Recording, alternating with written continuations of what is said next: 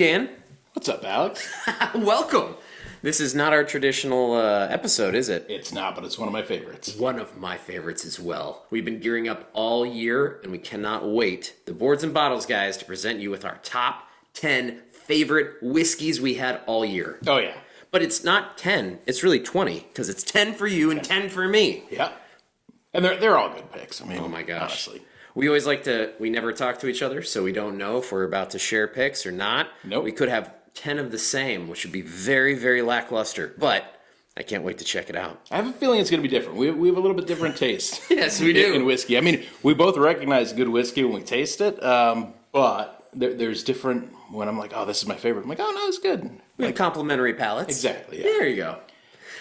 If you don't know who we are, we're the Boards and Bottles guys. We love pairing amazing whiskeys, drinks with fabulous games to try to elevate them best we can and bring them to you. We just ask that you like, subscribe, comment. Please let us know what you think, especially this episode. Yeah, we want to hear what you guys think. We want to hear if you guys have any feedback or recommendations for us as well. We're always looking to try new stuff. All right. Without further ado, where do we start? Our 10th, right? Number 10. Sure, yeah. You want to go first? You want me to go first? Let's see what you got. All right. So Dan and I absolutely love an Indian distillery. Oh, yes. Known as Amrut. And they've done great things. Their whiskey's gone skyrocketed in price since we first found them, which always seems to happen to us. We love something and then they make it go crazy. Yeah. But they came out with an offering that we had never seen before. We went to a store by us up in Tampa called Gaspar's, and they have such a great selection. If you're ever in Tampa, look it up, Gaspar. They are amazing, Gaspar. And there was an edition that we saw there. It was called Amrut Two Continents. I remember that one. Yeah. I don't think I had it. Well, you decided that you were going to pass on the bottle, and then I went back to get it. I did. We both passed, and then I was like, you know what? I really do want that. Well, they have a bar area. So typically we do one shot through, and we say set these bottles aside, and then we go to the bar, and then it helps us make bad decisions. So, anyway, I tried it, and I really enjoyed it. It made sense combining two different continents. We know which those are. And it's a fabulous whiskey, and it made my top 10. Interesting. Was it peated? Yeah. Yeah? Most of their offerings are peated. I know. They've got a couple that are unpeated, but they're still fantastic. Yeah, the Fusion's good. That's very widely known. So it's fun when you like something to try to find a new addition from that same place that maybe you haven't tried. Maybe push to see if it could be better. Yeah. You know?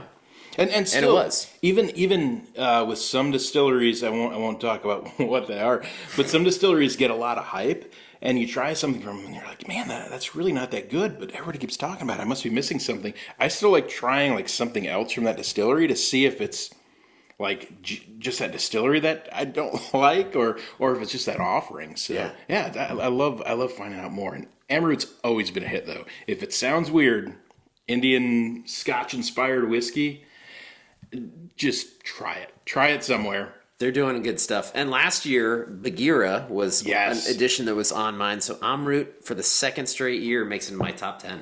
That's awesome. All Love right. it. So this year, for me, my number 10 is one that I didn't have a lot of expectations for. So it's called Hemingway Rye. So Hemingway Rye is from the Hemingway Whiskey Company. It's sourced rye whiskey, and it's finished in rum and sherry casks. So rye finished in sherry is one of my favorite things. I love it. I love it so much. It's 102 proof. It's a mix of 4- and 6-year Indiana and Kentucky rye. So I think we know where the Indiana comes from. It's about $80, but it's just fabulous. It's just that mix of sherry and rye that I love. We had it. We had a board game weekend that we lovingly call Contagion Con. You guys can find a little bit more about that if you care on one of our previous episodes. But we played a World War II themed game, and this was one of the whiskeys that we brought out, and I just absolutely loved it. Hemingway. It was very thematic. It was. That's a great pick. I enjoyed that a lot. I thought it was good. Yeah. Why do you think sherry goes so well as a finish to rye? I don't know. I really don't. It almost takes some of the Because there's a couple different types of rye you can get, and most ryes that I have that common theme of like there's a little bit of rye, like a spice to it, And I think sherry and port also, they both add a little sweetness to it that I think cuts some of the flavors that might turn people off from a rye. And it just brings that subdued spice with sweetness. And it's so good. Sometimes kind of like how when you get an IPA, they can put a little like creaminess into it that takes a little bit of the bitterness out of the hops. Yep. Similarly. Okay. Absolutely. Very cool. All right. On to number 9. Number 9. So number 9 for me, I've already talked about it in an episode prior, which is the Jura 14-year rye cask. Oh, that it was was a the good one. Jura, the edition that they did for the people of Jura, 212 residents, right? And it was just it blew the doors off for me. I thought it was going to be great, but then adding in like a finish in bourbon barrel or rye, it was exceptional. Yeah, because we see the bourbon barrel maturation a lot with Scotch now. The rye kind of threw me off a little bit. I was like, I wonder how that's going to be, and it was stellar. Especially with an Isla that is trying to be more like other Islas, right? Because Jura is just right north of the island of Isla. And so, but now it's part of like the whole face shield, Yeah. Yeah, I don't know. The peatiness and then mixed with the rye. It was fun. It was a great one. Yeah. I really liked it. It worked. Good. My number 9 is actually something that we're sipping on now. I was wondering what it was. So this, I got pretty knee deep in some single barrels, some private barrels of Four Roses. So I had tried a lot of the recipes on it. One of the things, if you're a Four Roses fan, you know they have these recipes on there. So this is the OESV. The E is one of the key letters. There's B and E. B being the high rye, E being the lower rye. And the last letter is, there's going to be one of 5 types on there. This is V. This is the delicate fruit version of it. Ooh. So this is the low rye delicate fruit yeast strain. And this is aged 9 years, 11 months, so almost 10 years. And it's a little bit hot. It's 57.2%. But it's so tasty. I mean, I think I tried maybe 4 or 5 of the recipes this year. This one was my favorite that I tried. Something that's really cool, and one of the reasons that I really wanted to bring this up was recently they announced, so previously, with the Four Roses blends, they'll take a lot of these different recipes, blend them together, and they've got their formulas that they like to use. So you can get these private barrels, but they're always at like 110 to 120 proof, and they can be a little hot. What they're doing now, Four Roses is actually going to be releasing single barrels of these recipes at 100 proof. And it's going to be, instead of just being a private barrel that like a barrel club picks, they're going to be available pretty easily like at Total Wine and stuff. So they're bringing the recipes to the people. We're going to be able to try these. This one was, I think, $100. So it's going to be a little bit cheaper when we get them at 100 proof. And I'm excited for it. I love Four Roses. Four Roses is a wonderful brand. I'm excited to see what 2025 brings. And I was never always a huge fan of Four Roses, but when you did a tasting of these, and we could really taste a number of different ones, and I'm going, wow, these are all so good. Yeah, and it's amazing how different, like, changing one little letter on here, what it does to the palate, because there's some that you're like, this is great, and there's some that you're like, this is awful. You're like, well, it's the same distillery. It's just a different, and maybe on its own it's not good, but maybe blended, it's wonderful. Yeah. So, yeah. Very good pick. And thanks for sharing again. No problem. Your number 9th pick that we get to drink while we speak. I love this. Yeah. Delicate fruit indeed. All right. So we're to number 8. We are at number 8. All right, number 8. So when you are a Scotch distillery and you're trying to make a name for yourself, say in the Americas, you oftentimes will start doing some travel exclusives and trying to market for different areas. Yeah. So there is a distillery called Ardnamurchan. Oh, yeah. And for me, when they came out, it kind of felt like it was a spacey themed bottle. It was very futuristic. I enjoyed it. Almost like a vintage that we tried. But I knew that it was going to be needing a few years, right? The distillery, like it wasn't a great offering, but it had promise. Had potential, yeah. So we went and I found a bottle called Arden American Arden America. Arden America. I remember this bottle. This is so ridiculous, the name. But, I got it. I was like, oh, well, I have to check their newest offering. And it's obviously a U.S. exclusive. So I was Sure. like, let's try the Arden America. All right. And it was exceptional. It was so They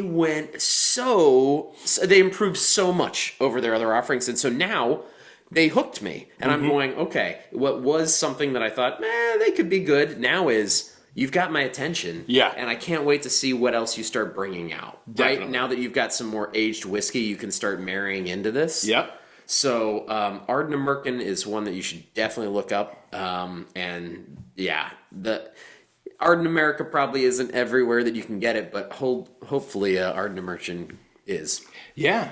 I remember that one. It was very, very malty.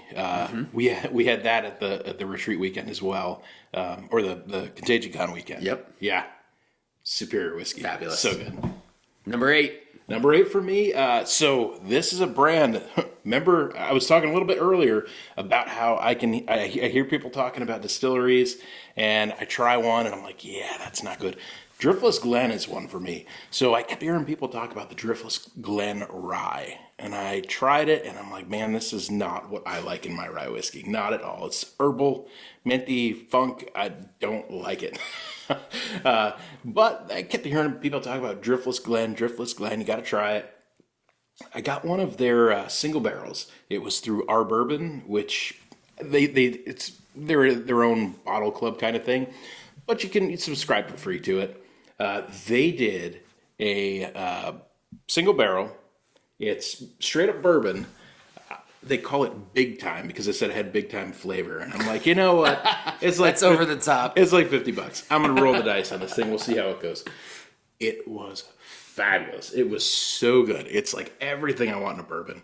60% corn, 20% rye, 20% malted barley, lots of oak, lots of tobacco, like that earthy brown sugar flavor. Loved it. So I'm going to keep giving Driftless Glen a shot. They've got my attention too now. I want to keep seeing what's going on, and I'm still willing to try the rye. I think I've got to find the right barrel. Nice. Yeah. Fabulous. All right, on to number 7. So I was just talking about travel issued bottles. So one of my favorite distilleries, which we've already mentioned once on my top 10, is Jura. Oh, I can't believe I'm going to do it again, but the Jura Brooklyn edition. Oh, yeah. So Highland Park did this thing where they came out with like a Texas edition and a Florida Gulf Coast and a New York. They did this regional thing, and Highland Park's fabulous. But Jura normally just produces their staple offerings. But then I came across this bottle. It was Jura Brooklyn. And so they went in, and I guess all these different groups in Brooklyn came together and kind of like picked this special edition, and it was fabulous. Jura, I just know, will always make things amazing. So I had to try the Brooklyn version of Jura, and it was fabulous. It's so good. And again, very malty, very what I like. There was some smoke to it. There was. It's tasty. Yeah. That's my number 7. Number 7. That's a good pick. Jura for the win, man. I know, 2. See if we see him again. My number 7 is a bottle that I've been a fan of for years. It is called the Fiddler Georgia Heartwood. It's a single barrel, but I've gotten a few of them, and they're all pretty consistently excellent. So this single barrel is picked by Total Wine. I went to a master's party earlier in the year, and I was trying to come up with a thematic bourbon to bring. And I'm like, Augusta, like Georgia Heartwood? Let's bring that. Let's see how it goes. Like it. There was some really high-end bottles there. I think this is one of the only ones that was finished. Wow. It was that good. It's made with the heartwood, which as it was explained to me, is when you cut a log and you see the rings in it, there's that ring in the middle. That's the heartwood. So the barrels are made with that, and apparently it imparts a lot of the oak flavor to it.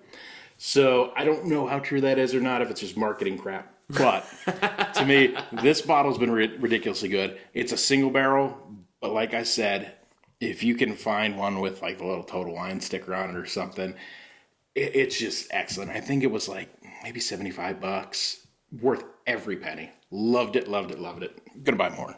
Fabulous. Yeah, Wow. That's exciting. it's a good one. All right, we're on to number 6. Number 6. This is where it starts turning up a notch. Uh-oh. This bottle is not readily available because I think it goes for about $2,000. So it's Whoa. not something that you're going to find every day. But I had the privilege to try the Brut Lottie 1984 I do remember edition. this one. It's a non-peated edition, but it had been aged 32 years, and it was, like we said earlier, bourbon barrels, right? Yeah. So you're taking a Scotch from Isla, and then you're doing an unpeated edition and putting it in bourbon barrels. 32 years, and then, yeah, and 1984 is when it started. So we're talking about some of the good whiskey. Oh, yeah. Woo! That's crazy. And Brut is a great brand. I know. They do some awesome stuff. And then you've got the master distiller there just churning it, making fabulous things happen. So, Oh, yeah. we tried it at my 40th, or not my 40th, just our whiskey and wisdom this year. Yeah. The theme was 40, so it was phenomenal. You might not get to try it, but it was, I polished off the last of it just like 3 nights ago. That hurts. It hurts. Oh, man. But yeah, if you ever get to see that one, highly recommend. Yeah, I remember it being a little bit more astringent than I thought it should be compared to others of the same aging that's at 30 plus years or even 20 plus years. It was a little bit more, but it did impart so many different flavors, but it was a little harsher than I was anticipating, which is why it's not number 1. Gotcha. Yeah. Okay. For me, my number 6 is one, I can't remember. We always do we call it 12 Days of Whiskey. So Alex and I and a couple buddies, we get these little 2-ounce bottles and we fill them up with whiskey and we exchange them and we send videos back and forth to each other about what we're drinking that night. We nerd out. We find so many great ways to nerd out. We do. And I think I included it in there. It's the Bardstown Bourbon, which is one of my absolute favorite distilleries. It's their Goose Island collaboration. Oh, yeah. So the Goose Island stouts, I know people lose their mind over them. I'm not a huge fan of them. I love Goose Island as a distillery, or as a brewery. The stouts, they're just too sweet and heavy for me. Yeah. But what they did was Bardstown took these Goose Island stout barrels. So it's stouts that are finished in whiskey casks. Yep. And they dumped them to make the stouts, and then Bardstown said, give us those barrels back right away. So within the same day, they got those barrels to Kentucky, and they poured their Bardstown bourbon in to finish them in the Goose Island Stout barrels. This is the way I like Goose Island Stout. I mean, because they get it in so quickly, because that turnaround is so quick, and its first fill, that stout influence on the bourbon is amazing. It is so malty. It is so chocolatey.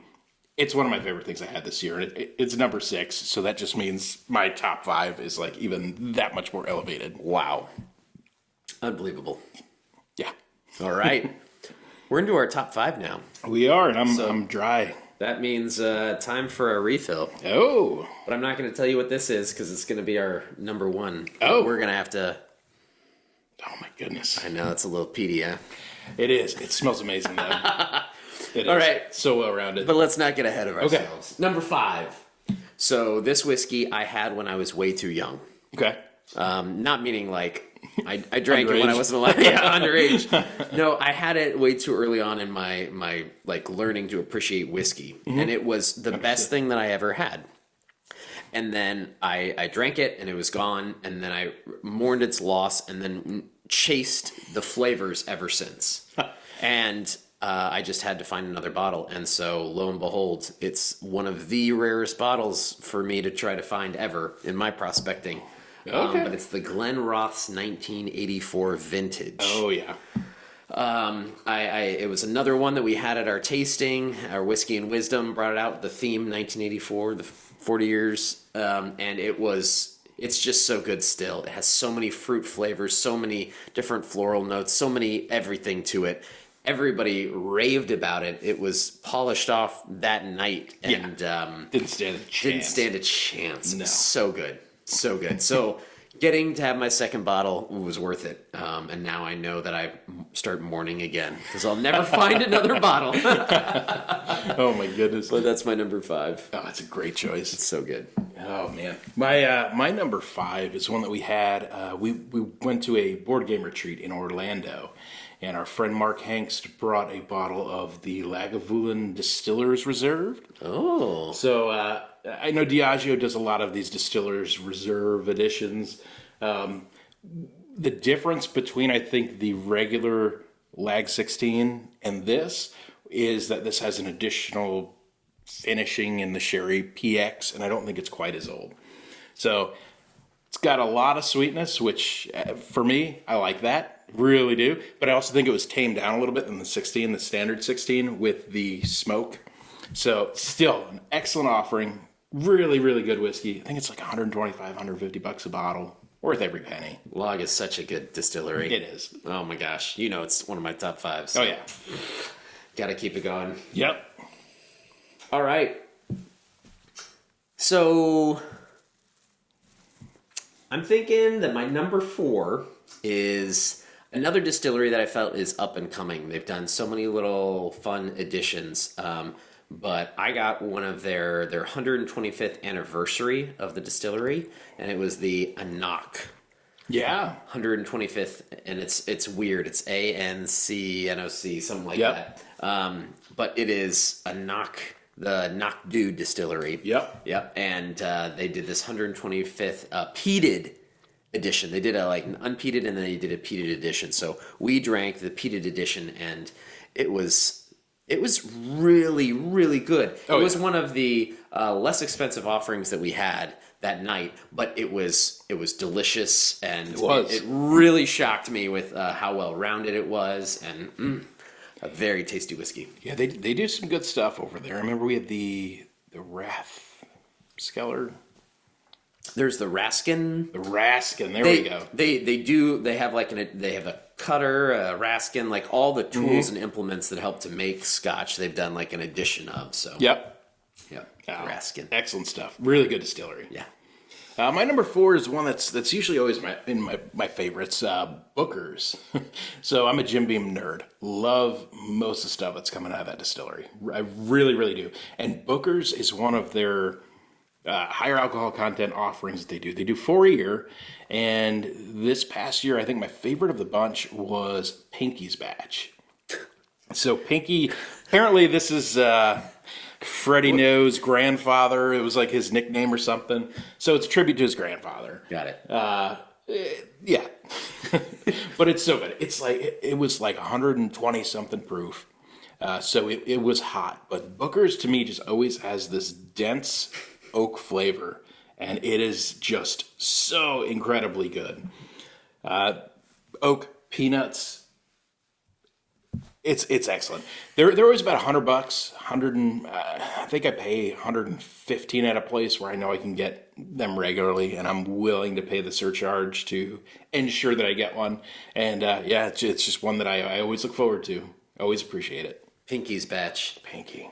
They say some people are all thumbs. He was all pinkies. He was all pinkies. I don't know why they call him pinky. I don't know. Who knows? Before we get into our top 3, I think we have to talk about the whiskey that surprised us the most this year. All right? Not to make everybody wait. They're like, not a commercial break. No, it's no commercial break.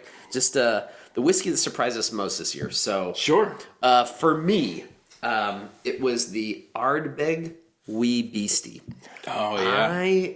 I am not a fan of Ardbeg. I think it's way too over the top smoky. I think their marketing is ridiculous. I've never been a fan. I've always been a hater. We'll say that.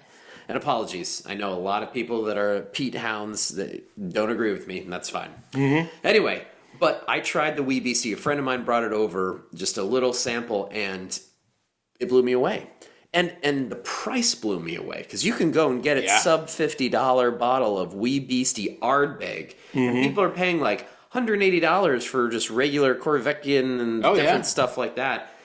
No, just go and get the Wee Beastie, and it gives you all the smoked peach you need. You'll enjoy it. You'll smell it across the room, and it's a lovely amount of the peat smoke. It is. It's not crazy Ardbeg like you think of it. It is the Wee Beastie, and I absolutely love it. I do too. I always have a bottle now.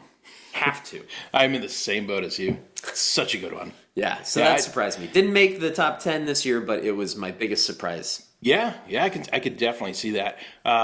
For me, my biggest surprise of the year was a bottle of Oak and Eden I got. It's a brand that I've never really looked at. I just remember them being all over the place with these weird sounding barrels and finishes, and I'm like, you know what? That's not my jam. That's not what I like. I like whiskey. I like tasting the whiskey. So The whiskey. whiskey. So for Christmas, my wife apparently Oak and Eden does something where you can create a flavor profile that you're interested in. And so she like custom made this bottle of whiskey for me. So she kept asking me like throughout the year, like, "Oh, what do you like about that whiskey? What do you like about that one?" So Would you say that you're more of an oak guy? Yeah, or so more she- of a... that's what the questions were, and I'm like, "Wow, she's like really interested in what I'm doing."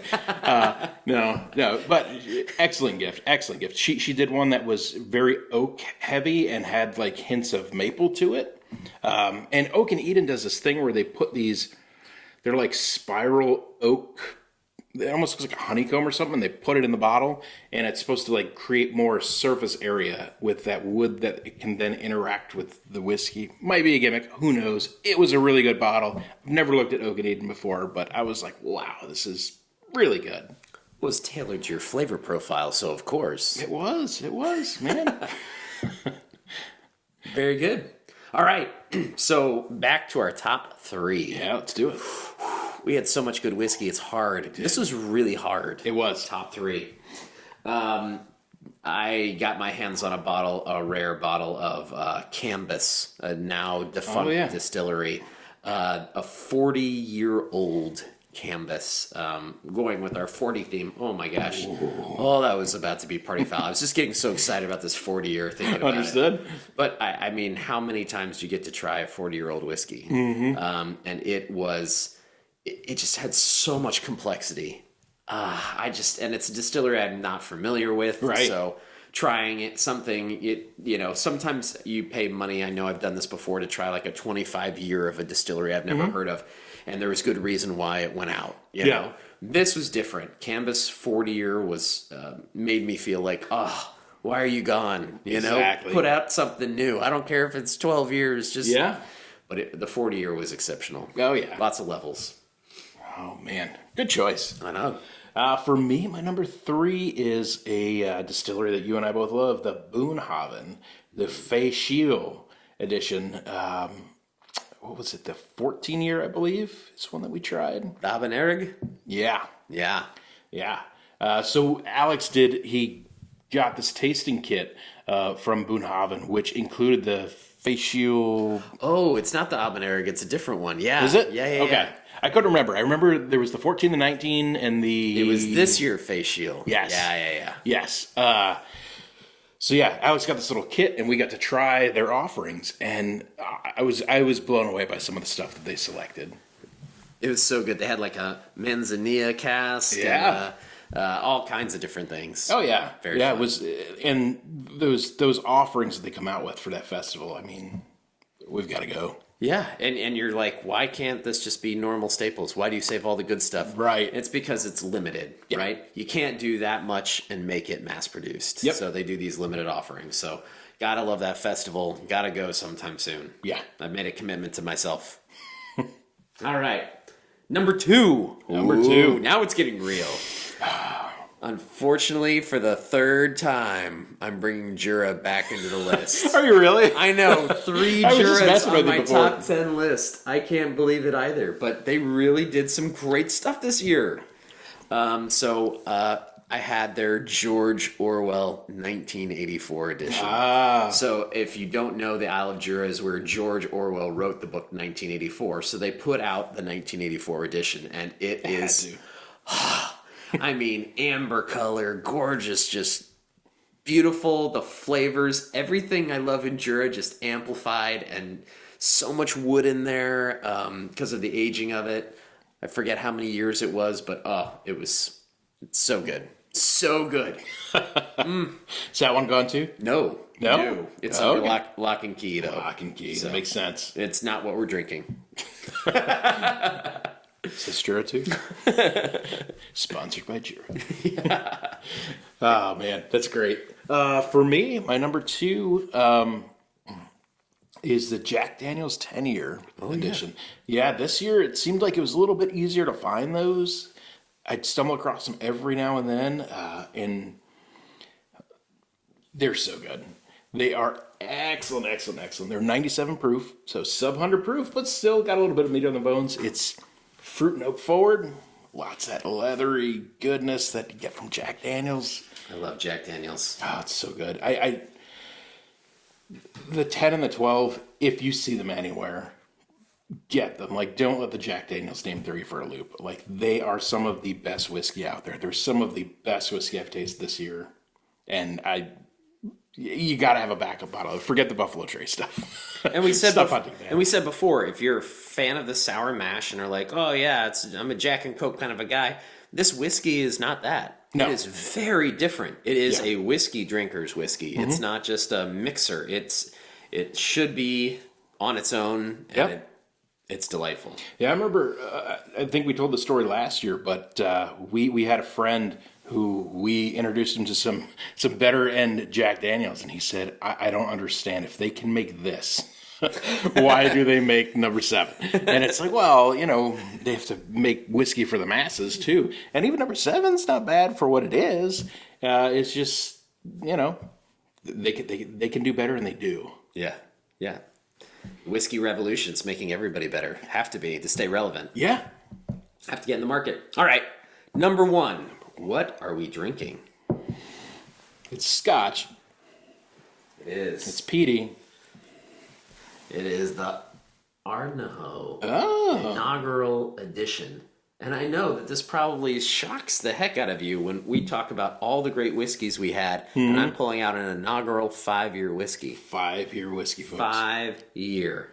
So Ardnahoe is the newest Isla distillery. Okay. It has been just sought after because Stuart Lang, it's part of the Lang family, owned and operated.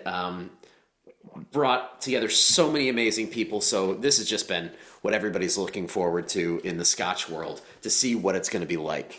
And so It's fabulous. I mean, when I think this bottle came out, I got it for about a fourth or a sixth of what it's worth now, because it just shot up in price. And that's can see why. It's all about prospecting, right? But think of it, an inaugural offering is just going viral, right? It's so good. Bottles flying off, hard to find them. But And look a 5-year out. Scotch.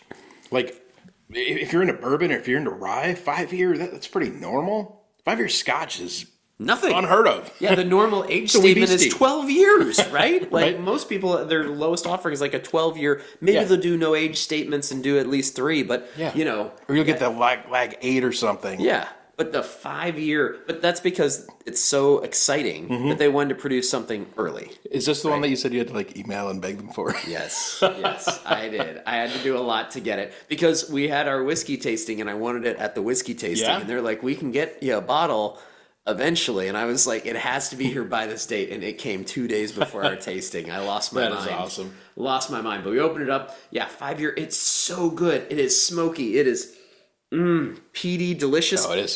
So to think about where they're headed with all the amazing talent they have, I mean, Ardnahoe is one to look out for. Put it on write your it down. list. Ardnamurchan, Ardnahoe. These are names you should know because they're distilleries that are coming at you in the Oh, yeah. future. Prospector's tip. Number 1. I just feel lucky to have drank it.